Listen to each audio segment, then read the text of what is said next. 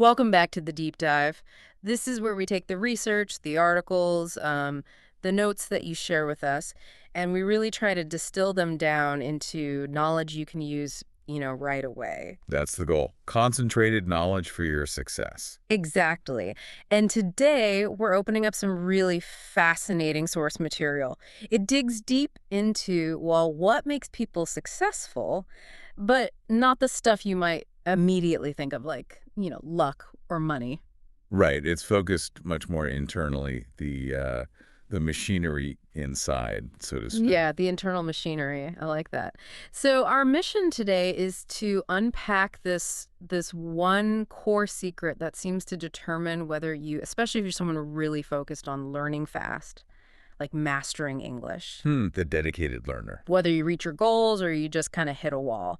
And the big question these sources tackle is, well, why? Why do some people seem to almost feed on failure?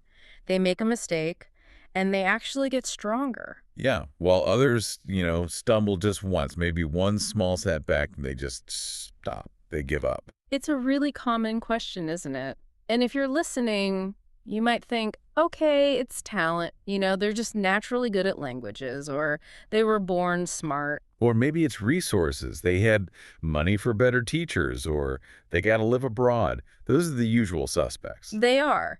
But the research we've looked at for you, it gives a pretty clear answer, and that answer is no. A resounding no, actually. Okay. It argues that's not the primary driver at all. Right. The real secret, the thing that high achievers apparently use every single day to turn setbacks into stepping stones. It's not external, it's entirely inside your own head. Something you actually have control over. Exactly. It's powerful, it's flexible, and it's your mindset. Mindset. That's the key term. That's the one. And here's what we're promising for, let's say, the next 20 minutes or so. We're going to break this concept down so thoroughly, it should really change how you think about failure. Like, forever. That's a big promise. It is. But the sources back it up. And by the end, you'll have like a blueprint for making a change. Plus, we've got this one super simple trick you can use instantly. Right after this deep dive, you can start reframing how you think about learning. Okay, I'm ready.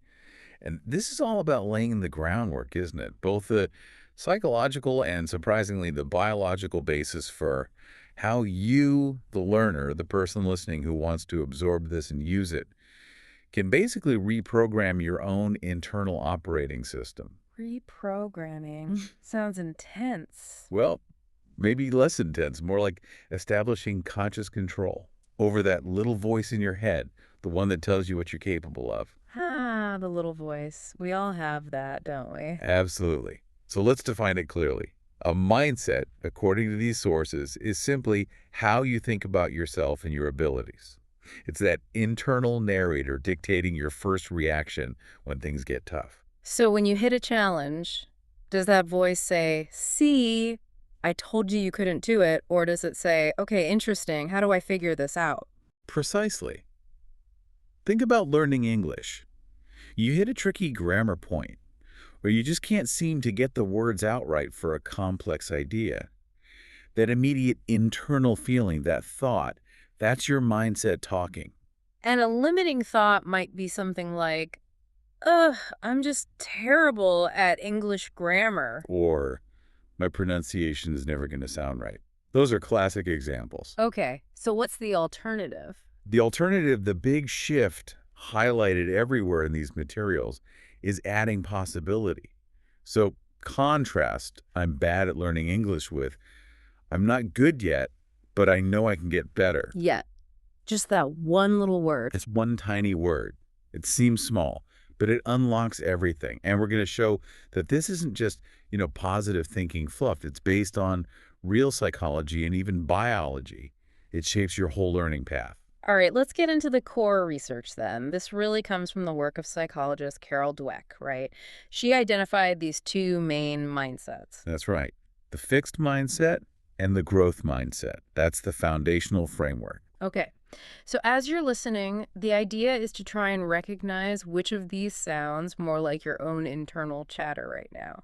because the research says the moment you can spot it, You gain the power to change it. Awareness is the first step. got it. So let's start with the fixed mindset.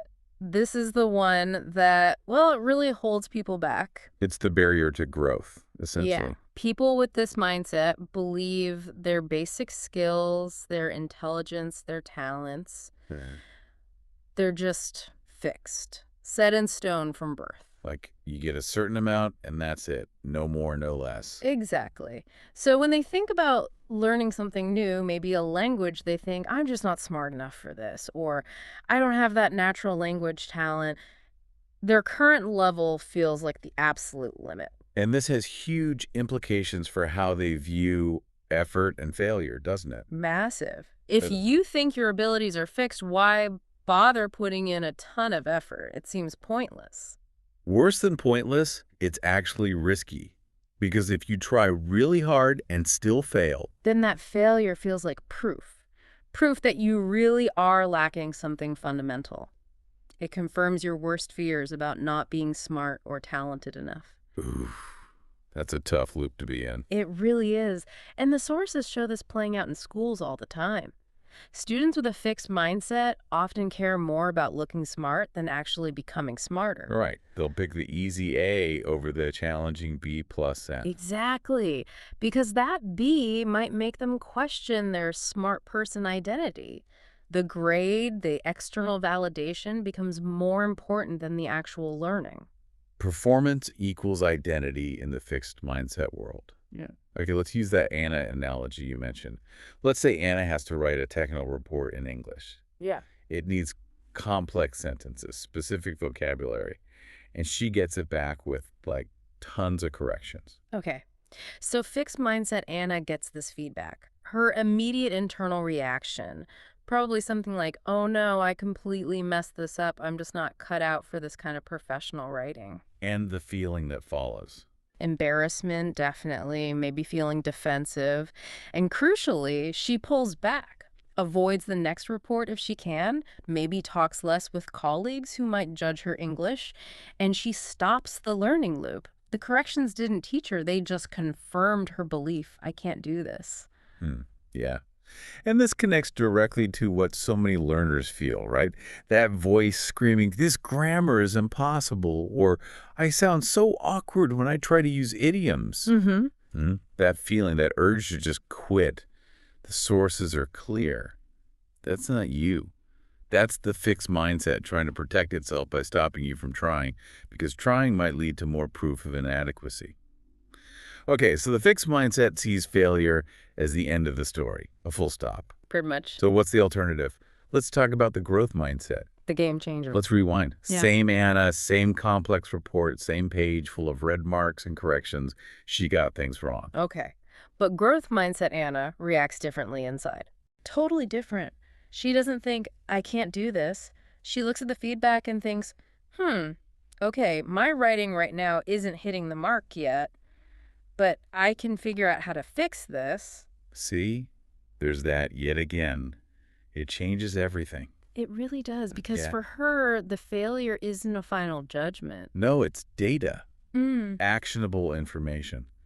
She sees the red marks not as criticism of her, but as specific pointers for what needs improving. So what does she do? She doesn't hide. She looks closely at the corrections, maybe asks her manager or a colleague to explain a tricky point about sentence structure. She revises the next draft using that feedback. The corrections are a roadmap, not a dead end. And the core belief driving this is completely different. It's the fundamental idea that you can get better with effort. Right. So effort isn't risky. It's essential. It's the engine of improvement. And the internal language changes too. Instead of, I can't, you hear things like, okay, I can learn this, or I'll try a different approach next time. And always that underlying idea, I'm not perfect yet, but I'm definitely getting there. It sounds so simple when you lay it out like that. Fixed says, I am. Growth says, I am becoming. Conceptually simple, yes. But if it's just about adding yet, why isn't everyone just doing it? Why do people get stuck in that fixed loop? The sources must talk about how hard it is to shift this belief, right? Oh, absolutely. It's emotionally difficult. The sources really emphasize this. Living with a fixed mindset takes a huge psychological toll because you constantly have to protect this fragile sense of self. Meaning you avoid anything that might expose a weakness. Exactly. You shrink your world down to only include things you already know you can do well. All that energy spent avoiding challenges and maintaining the image of competence. Is energy that could have gone into actual growth. Precisely. But the moment you truly grasp that effort is the key that unlocks ability, that you can actually choose to grow your capacity. Well, the whole game changes. Effort stops being scary and starts being the most logical, powerful tool you have. Okay, so that's the psychology. But you mentioned biology earlier. Where does Yeah. that fit in? This is where it gets really cool, I think. The sources make it clear. This isn't just a nice idea. Your brain literally agrees with the growth mindset. It's based on how our brains are built to work. I mean, neuroplasticity. Exactly, neuroplasticity. The idea that your brain isn't fixed, it's constantly changing and reorganizing itself based on your experiences. Okay, break that down. How does it work? Well, inside your brain, you have billions of these tiny messenger cells, right? Neurons. Got it. Neurons. And they talk to each other across these tiny gaps called synapses. Every time you learn or practice something like trying to use a new English phrase, your brain sends signals across these connections. Electrical and chemical signals zipping between neurons. Right. Now, when you try something really new or complex for the first time, maybe understanding a super confusing grammar rule, that signal path is weak.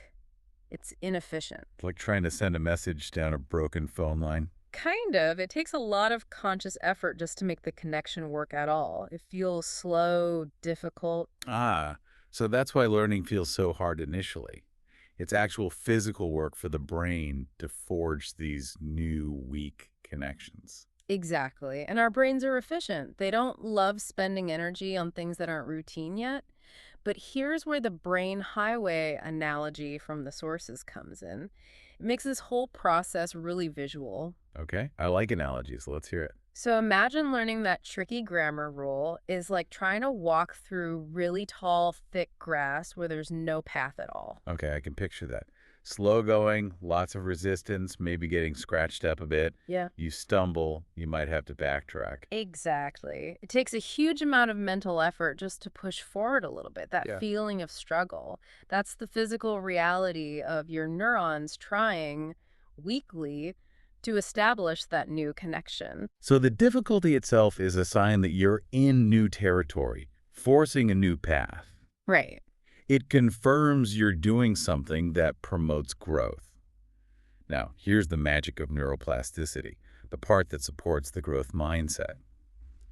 Repetition changes everything. Yep.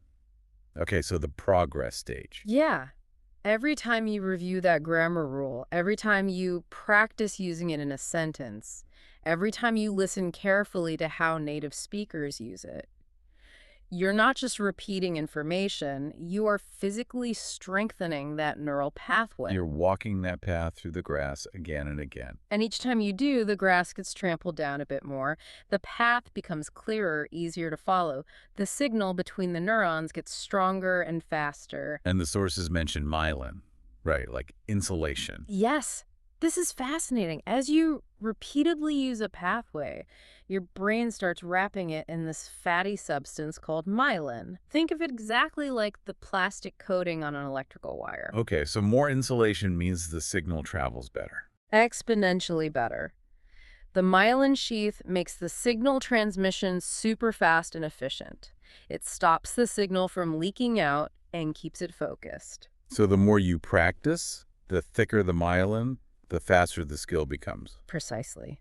And that leads us to the mastery stage. That path through the tall grass, it's no longer a struggle.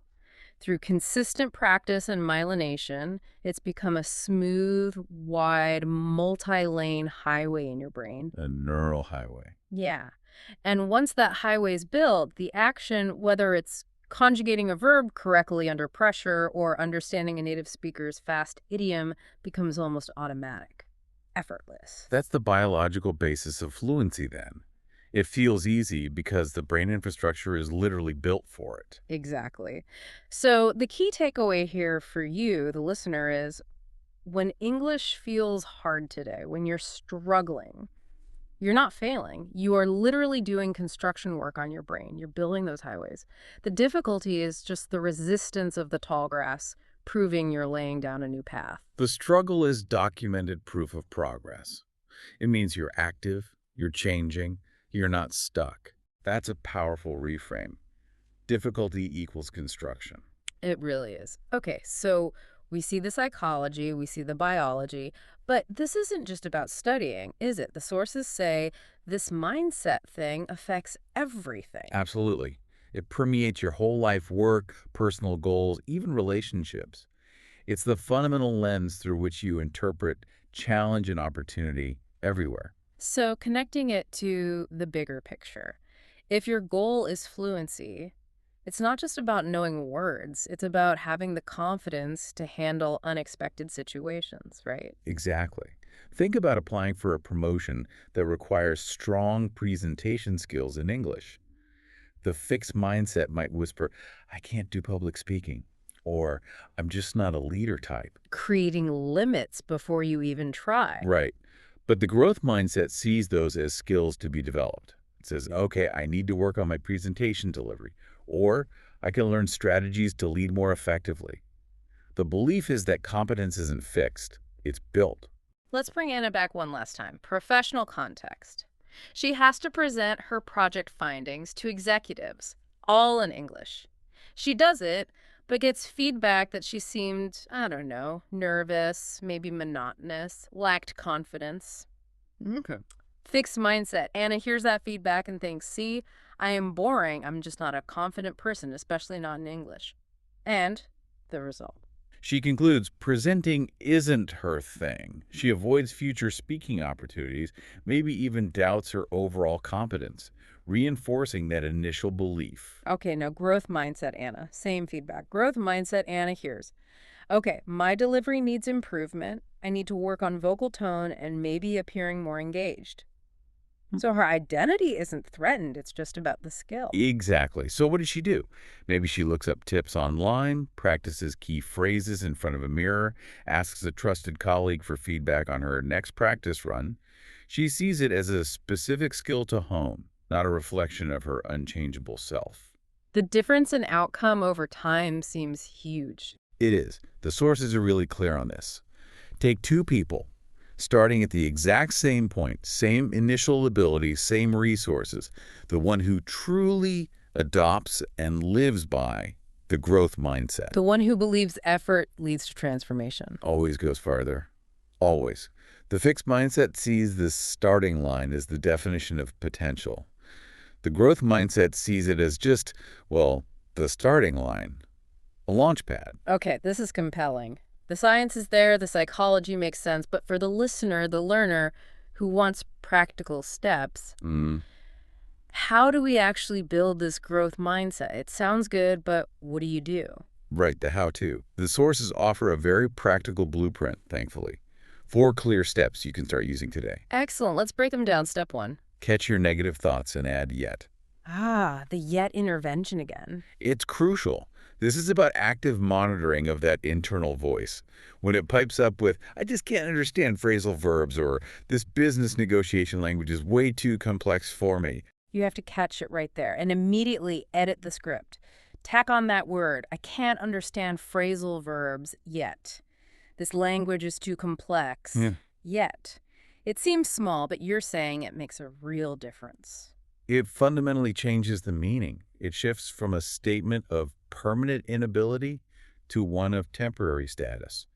It keeps the door open for effort, tells your brain the possibility still exists. Okay, an example for someone learning English. Maybe you get an essay back and the teacher marked lots of mistakes with verb tenses. Instead of letting your mind default to, I'm terrible at grammar, Mm-hmm. you consciously interrupt and say, maybe even out loud if it helps, I haven't mastered English verb tenses yet. Yeah. Okay, step one, catching it. What's step two? Celebrate mistakes. Celebrate them. That sounds counterintuitive. We're usually taught to avoid mistakes, right? We are. But the growth mindset research flips that completely. A mistake isn't something to be ashamed of. It's proof you're learning. It means you've pushed beyond what you already know. Connecting back to the brain highways. A mistake is like finding a weak spot on the road. Exactly. It shows you where construction is needed. If you're never making mistakes, you're probably just driving on the old familiar roads. You're not building anything new. So welcoming mistakes means welcoming the exact information you need to improve. Okay, practical example. You're in an English conversation class, you use a word totally wrong, and people look confused. Instead of feeling embarrassed and shutting down, Mhm. the growth mindset approach is to internally frame it as, okay, good, that word doesn't mean what I thought. Got it. New information acquired. You thank the person who corrects you genuinely because they just helped you find a construction site, reframing error as data collection. I like that. Step three. Challenge yourself intentionally. So actively seek out things that feel hard. Yes, but strategically. The advice is to do one small thing every day that feels slightly outside your comfort zone. Not overwhelmingly impossible, but definitely a bit challenging. And the goal isn't necessarily to succeed perfectly at the challenge. No, the primary goal is the act of attempting it. You're building tolerance for that walking through tall grass feeling. You're training your brain to associate effort with growth, not just with potential failure. That ability to handle productive struggle is key. Okay, specific examples for an English learner. Sure. If you always rely on subtitles when watching English movies, maybe your small challenge is to watch a 5-minute news clip without subtitles, just trying to get the main gist. Okay, that feels doable but challenging. Or if you mostly study alone with books, your challenge might be to go to a language exchange meetup and deliberately start 3 short conversations. Even if you know your grammar won't be perfect, the errors are part of the process. Right, because that's where the growth happens. Okay, that makes sense. Step four. Surround yourself with positive people. The environmental factor. Yes, mindsets aren't formed in a vacuum. The beliefs of people around you can significantly influence your own. So the advice is to consciously seek out people who model and encourage a growth mindset. People who say, yeah, that's tough, but you can definitely figure it out, Rather than people who say, oh, learning language is basically impossible after childhood, or don't even bother with that complex grammar, nobody uses it anyway. Those kinds of fixed mindset statements can be really draining and discouraging. So curate your environment. Find steady partners or mentors who believe in improvement through effort. Exactly. Surround yourself with can-do energy. It makes maintaining your own growth mindset so much easier. It reinforces those new pathways you're building. Okay, 4 steps. Catch and yet, celebrate mistakes, challenge yourself daily, and surround yourself with growth-minded people. That feels like a solid plan. It's a practical starting point for sure. Now, you also mentioned a promise we made right at the beginning. This super simple instant trick from the sources for that moment of failure or frustration. Yes, the immediate mindset hack. What is it? Okay, the next time it happens, you stumble over your words, get negative feedback, just feel totally stuck on a concept. The research suggests you do 2 things immediately. Okay. First, smile, even if you have to force it a bit. Second, say out loud, I'm learning. That's it. Smile and say, I'm learning. That's the whole trick. How does it work? Okay, so physiologically, when you fail or feel frustrated, your body often releases cortisol, the stress hormone.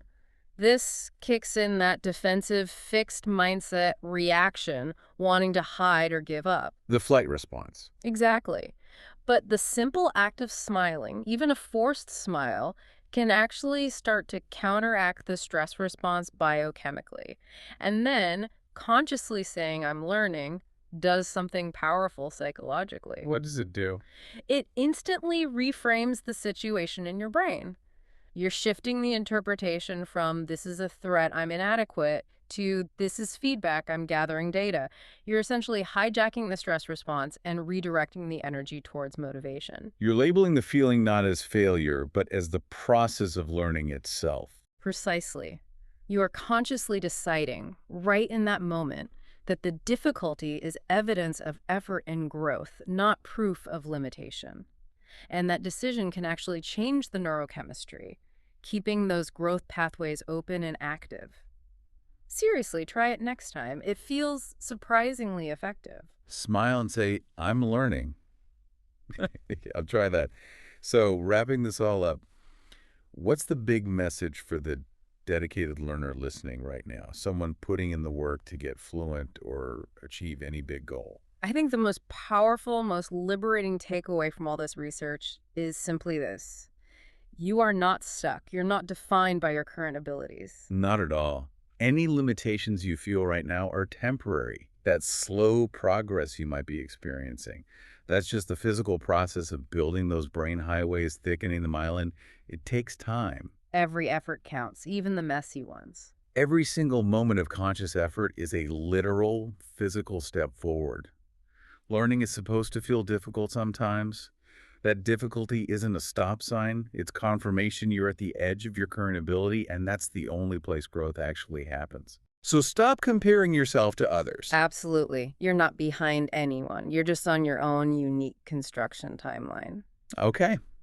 And that brings us to our final provocative thought, something to really mull over after this deep dive. Let's hear it. It builds on everything we've discussed. The idea is you are not behind. You, the listener, are becoming. Becoming. I like that. Yeah. Success, fluency, mastery, it's not some fixed destination you suddenly arrive at. It's a continuous process, an evolution. Driven by the daily choice to embrace the effort, right? Exactly. Choosing growth over comfort. Every single word you practice, every difficult article you push through, every conversation you attempt, even the ones where you make mistakes, they are all part of that becoming. Each one takes you a tiny step closer to the competence and the confidence you're aiming for. So the message is, keep learning, keep trusting in your brain's ability to change, and keep making that choice to grow. That's it exactly. We're excited to see what you become. Until our next deep dive.